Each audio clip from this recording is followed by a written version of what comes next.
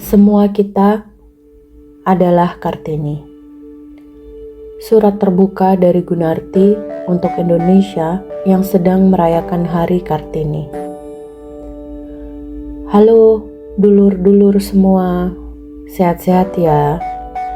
Hari ini tanggal 21 April 2025, surat dari saya, Gunarti, untuk perempuan dimanapun berada.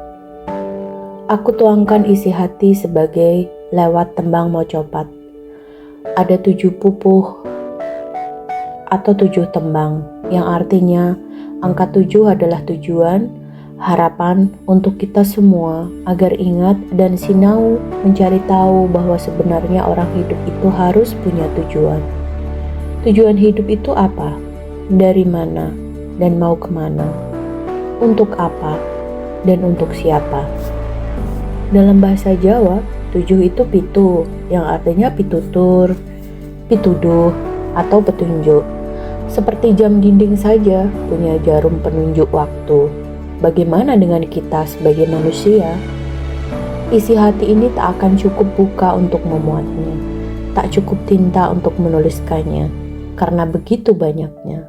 Tapi tak apa-apa, karena kalau mau lebih banyak mengetahui, haruslah banyak waktu untuk ketemu dan serawung supaya bisa melihat sendiri, mendengar langsung, dan merasakan sendiri. Saya selalu menyelipkan doa untuk kalian semua di tengah-tengah doa untuk tubuh saya sendiri, untuk keluargaku, untuk lingkunganku, dan ibu bumi seisinya. Semoga dulur-dulur selalu sehat, cukup sandang, pangan, papan, atau tempat tinggal. Kita sama-sama dititipi hidup dari Sang Pencipta yang harus kita jaga. Kita rawat, kita gunakan sebaik mungkin, dan kita perjuangkan di tengah situasi yang sangat sulit, walau hanya sekedar untuk bisa bertahan hidup yang selaras dengan alam.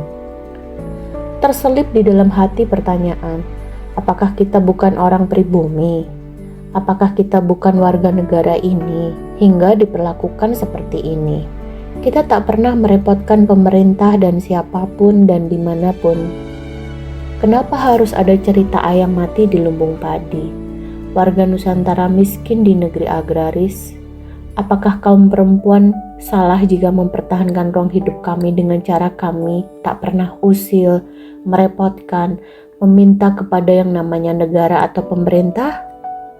Di benak saya bertanya, yang mana namanya negara? Adanya negara itu untuk apa dan untuk siapa? Namanya pemimpin itu tugasnya untuk apa dan untuk siapa? Saya bukan marah loh, wong saya senyum kok. Saya juga tidak mengkritik loh, wong saya hanya bertanya. Saya mungkin hanya perempuan kampung, hanya petani dan wong gendeng.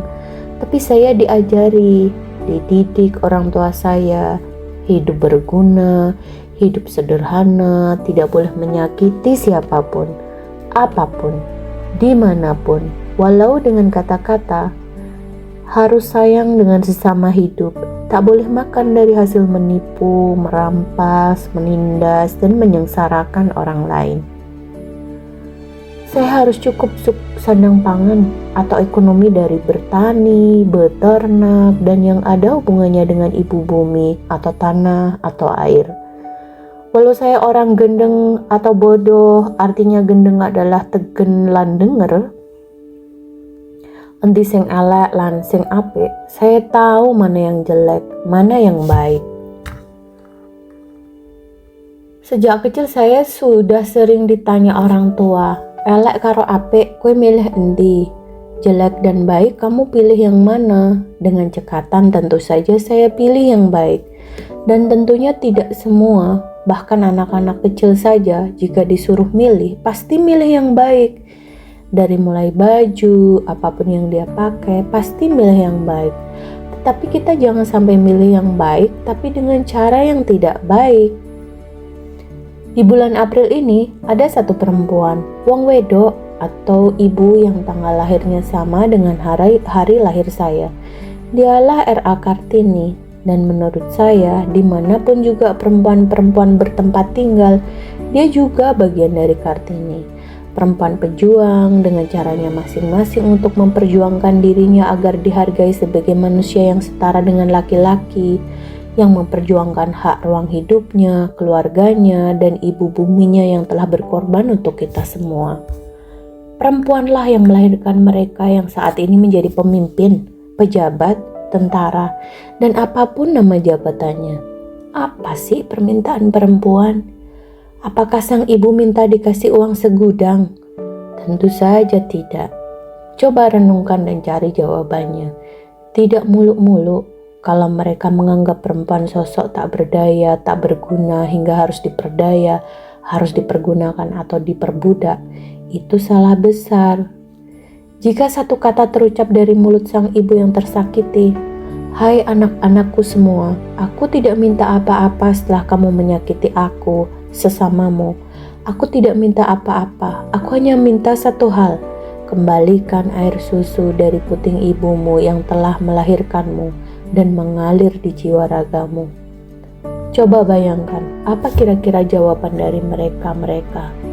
Kenapa mereka, pemimpin, pejabat, tega pada kaum perempuan yang hanya ingin supaya hidup ini terus berkelanjutan? Kenapa tidak memikirkan perasaan dan keinginan perempuan? Mereka sudah tidak memikirkan hidup yang berkelanjutan. Yang butuh keberlanjutan bukan hanya manusia saja loh, bahkan hewan, tumbuhan, gunung, laut, batu, air, angin, dan semuanya juga butuh keberlanjutan. Hidup ini ada dua kebutuhan yang harus dipenuhi. Butuh jangka pendek, butuh jangka panjang. Untuk kita kaum perempuan, tetaplah sehat dan semangat di tempatmu masing-masing untuk selalu hidup harmonis dengan alam seisinya ya. Jangan mengandalkan bantuan, menggantungkan ke orang lain yang ingin membantumu. Sebanyak apapun orang yang membantu, kalau kita sendiri lemah, itu tidak akan berhasil dalam satu perjuangan. Jangan senang dibantu secara ekonomi yang terus dikucurkan, itu tidak akan berumur panjang. Jika jangka pendek kita dibantu tetapi jangka panjang kita diancam, sama saja bohong. Di depan manis, di belakang menikam. Waspadalah dengan yang namanya bantuan. Tidak usah takut pada siapapun dan apapun jika kita benar. Ingat, kesejahteraan itu bukan di tatanan ekonomi saja, tapi kesejahteraan itu terletak di penerimaan rasa. Sejahtera itu ketika kita punya rasa bersyukur dan merasa cukup. Saya menggantungkan hidup pada ibu bumi. Saya berharap pada tubuh ini supaya selalu sehat, jiwa raga, lahir batin, supaya kita bisa berpikir jernih, bergerak, dan berjuang. Begitupun harapan saya untuk semua dulur-dulur saya. Saya tidak merasa berani pada siapapun, tapi saya juga tidak pernah merasa takut pada siapapun. Selagi saya tidak bersalah, saya hanya takut jika bersalah dan takut pada ibu bumi jika tidak memberi hidup lagi. Kita tidak bisa hidup tanpa ibu bumi. Kita bukan tipe orang yang setia pada ibu bumi karena sewaktu-waktu kita dapat meninggalkannya, dan kita ketakutan jika ditinggal ibu bumi. Selama kita masih hidup, kita butuh alam, maka kita harus merawat alam. Mungkin alam tidak sebegitu butuh manusia jika hanya untuk merusak. Tapi ada satu cara supaya kita tidak meninggalkan ibu bumi atau lingkungan kita. Apakah itu mungkin? Mungkin saja. Apakah itu bisa? Pasti bisa kalau kita mau berusaha. Dengan apa caranya? Dengan terus merawat, mendidik, mengisi, berbagi pada generasi pemuda, entah keturunan kita sendiri ataupun yang lain. Kita harus memilih menyimpan benih-benih dan merawatnya, yang harus ditanam supaya tumbuh kokoh akarnya, juga batangnya, rimbun dahan, ranting, dan juga daunnya, sehingga suatu saat dapat berguna memberi kontribusi kehidupan kepada sesama hidup yang di bawahnya dan sekitarnya. Yuk, kaum perempuan, laksanakan tugas kita. Jangan jenuh, jangan mengeluh. Teruslah tebarkan virus-virus kebaikan. Bakteri baik kepada siapapun, dimanapun, dengan cara apapun, dengan cara yang baik tentunya. Dari leluhur untuk kita demi generasi mendatang. Kita semua sedulur, satu itu bumi, satu bapak angkasa. Mari kita didik anak-anak kita, karena guru sejati dari anak-anak adalah orang tuanya. Sekolah formal itu penting, tapi tidak kalah penting adalah sekolah atau belajar dengan orang tua tentang menjaga alam, menggunakan secukupnya, menjaga lingkungan, tentang sosial, tentang cara berbakti, bersyukur. Kita bisa mendidik, ambil waktu sela-sela mereka libur sekolah formal, supaya seimbang pengetahuan anak-anak generasi mendatang, seperti kaki ini melangkah dengan seimbang.